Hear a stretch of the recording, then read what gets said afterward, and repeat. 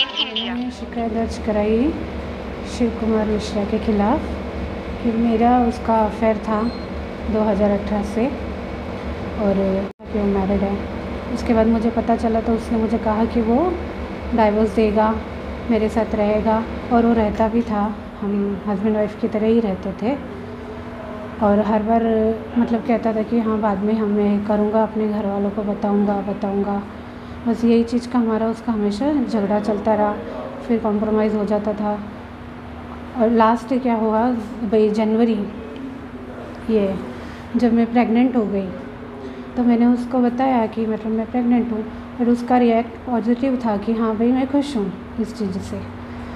लेकिन कुछ महीनों के बाद जैसे मुझे 5वां महीना लग गया, उसका बिहेवियर थोड़ा चेंज हुआ मेरे प्रति, कि मतलब अवॉइड करने लगा, घर पे आने नहीं लगा, फ़ोन नहीं उठाने लगा, और उसके जितने लोग हैं उससे मुझे छुपाने लगा कि मतलब मैंने इसे लिख के ले लिया है कि मेरा इसका कोई रिलेशन नहीं है, और अभी वो अपने रास्ते है, मैं अपने रास्ते हूँ, जबकि ऐसा कुछ भी नहीं था।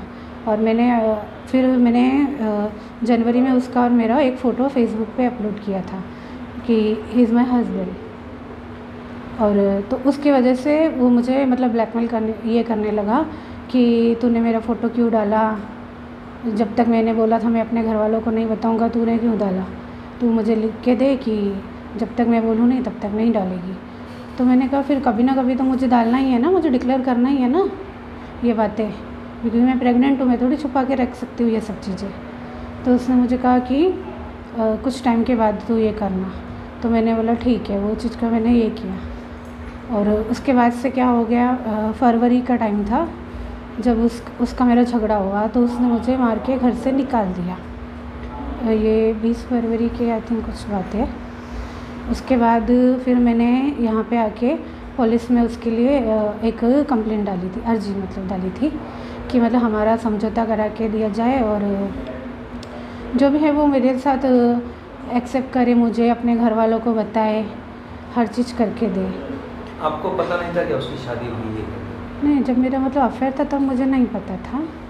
उसके बाद जब वो था तो उसने मुझे कहा था कि वो डाइवोर्स लेगा, और वो कंटिन्यू मेरे साथ ही रहता था, तो मुझे कभी उस पर डाउट हुआ ही नहीं। 2019-20 मतलब वो कंटिन्यू मेरे साथ ही था। कहाँ पे रहते थे, मतलब कहाँ पे? यहाँ पे हम लोग 21 सेक्शन में 2 जगह रूम लिया था, वहाँ पे हम साथ में ही रहते थे।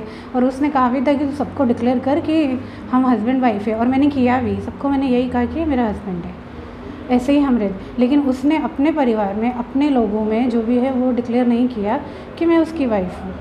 मतलब जब मैं कहती थी तो वो मेरे पे फिर भड़कता था कि तूने इसको क्यों बोला। तो मैंने बोला जब मैं अपने लोगों को बोलती हूँ कि मैं तुम्हारी पत्नी हूँ, तो तुम्हारे लोगों को भी तो वही बोलूँगी ना, उनको अलग कैसे बोलूँ। कभी आपकी मुलाकात हुई थी उनके परिवार से? हाँ, परिवार से मेरी मुलाकात हुई थी, सबसे हुई थी। उसने मुझे ये भी कहा था लास्ट हमारे झगड़े में कि वो गणपति जब भी हम रखेंगे तो उसके पापा को लेकर आएगा मिलाने के लिए, और बताएगा कि मतलब ये तुम्हारी बहू है। वो भी नहीं। फिर उसके बाद उसने बोला कि अभी तो प्रेग्नेंट हो गई, अभी हम अपने नए घर में शिफ्ट हो रहे। एक्चुअली उसके बाद हम लोग है ना कल्याण शिफ्ट हो गए थे, तो उसने कहा मैं कल्याण में लेके आऊँगा पापा को और बताऊँगा। फिर वो वहाँ पर भी लेकर नहीं आया, वो पूजा में भी वो अपने बाप को लेकर नहीं आया। फिर उसके बाद में मैंने जब एक अर्जी डाली तो उसने कहा पुलिस में कि हाँ ये मेरी वाइफ है और मैं ये डिक्लेयर करूँगा। तो मैंने उसमें कहा था कि 2-4 चीज़ें और ऐड करना कि तुम यहाँ पे एक्सेप्ट कर रहे हो कि पब्लिक में एक्सेप्ट कर रहे हो।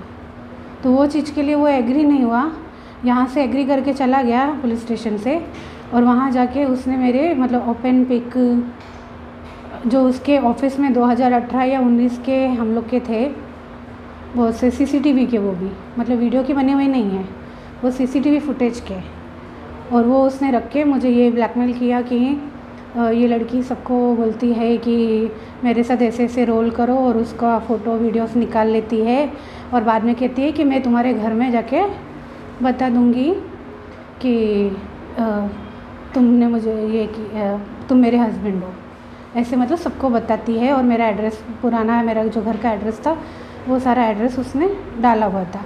फिर मेरी तबीयत इतनी ख़राब थी, मैंने इग्नोर किया, मैंने कहा जाने दो, किसको बताऊँ ये सारी बातें। दूसरे दिन देखती हूँ तो जो सोशल मीडिया पे मेरे फिक्स है फेसबुक पे, जो कि बहुत सारे लोगों के साथ मैंने वर्क किया हुआ था 7-8 साल पहले, सोशल वर्क, उन सब के फ़ोटोज़ भी क्रॉप करके उसने रखे स्टेटस पे और डाला कि मतलब एक आदमी से इसका पेट नहीं भरता है, कितने मर्दों के साथ इसके रिलेशन है। अभी आप क्या चाहते हैं? हाँ, मैं अभी चाहती हूँ कि मुझे न्याय मिले। जब से मैंने अपने अधिकार के लिए, अपने बच्चे के लिए लड़ाई लड़नी शुरू की कि अब मुझे मतलब पब्लिकली तुम मुझे नाम दो, अपनी पत्नी होने का अधिकार दो, मुझसे लीगली तौर पे शादी करो। और तब से उसने मुझे अवॉइड करना, मारना और मुझे त्रास देना और ब्लैकमेल करना शुरू कर दिया। तो अब उसको जब मैंने एफआईआर किया है उसको, तो उसको कानून पकड़े, उसको सज़ा दे, सामने आए और जो मेरे अधिकार है वो मुझे दे।